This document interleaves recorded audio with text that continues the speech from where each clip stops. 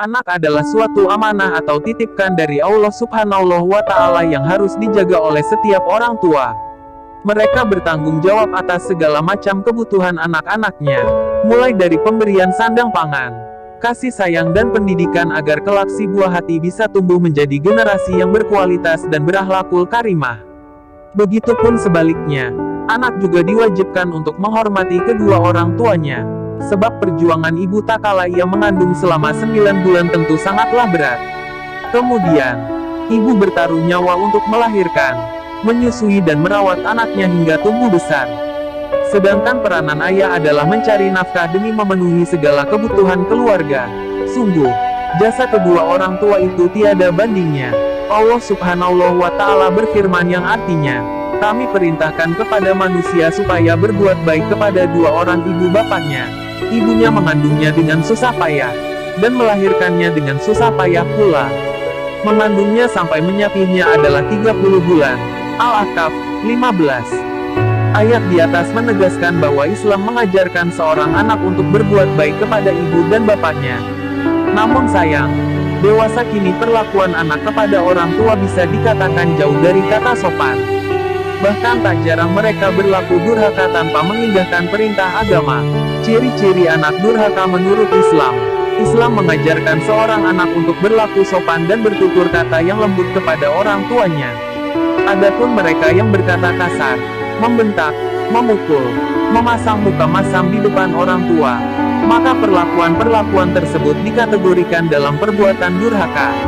Islam mengajarkan seorang anak untuk berlaku sopan dan bertutur kata yang lembut kepada orang tuanya.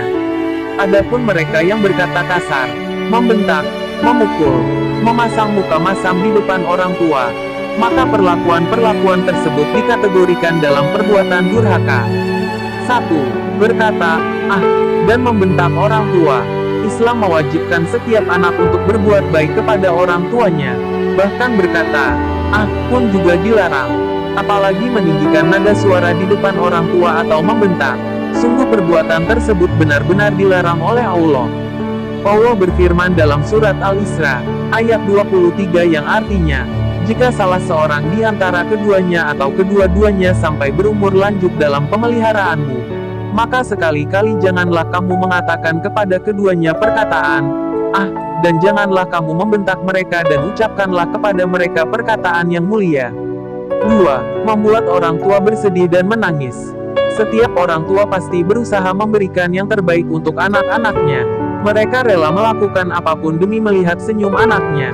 Lalu bagaimana bila kita sebagai anak tega membuat orang tua bersedih bahkan menangis? Tentu perbuatan tersebut dapat menjadi dosa besar untuk kita. Ibnu Umar berkata, tangisan kedua orang tua termasuk kedurhakaan yang besar. Hadis riwayat Bukhari. 3. Menelantarkan dan tidak melayani orang tua. Orang tua tidak pernah merasa lelah untuk melayani kita.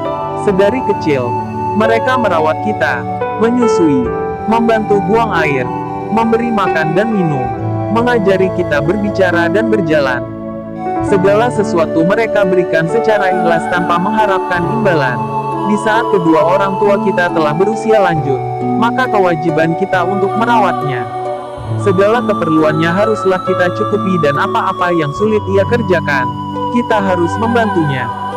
Jangan sampai kita menelantarkan orang tua hanya karena mereka telah pikun. Jika kamu berbuat demikian, sama saja kamu telah berbuat durhaka kepada orang tua. Allah SWT berfirman dalam surat Al-Ahqaf ayat 15 yang artinya, kami perintahkan kepada manusia supaya berbuat baik kepada dua orang ibu bapaknya. Ibunya mengandung dengan susah payah, dan melahirkannya dengan susah payah pula. Mengandungnya sampai menyapihnya adalah 30 bulan, sehingga apabila ia telah dewasa dan umurnya sampai 40 tahun ia berdoa, ya Tuhanku, tunjukilah aku untuk mensyukuri nikmat-Eng.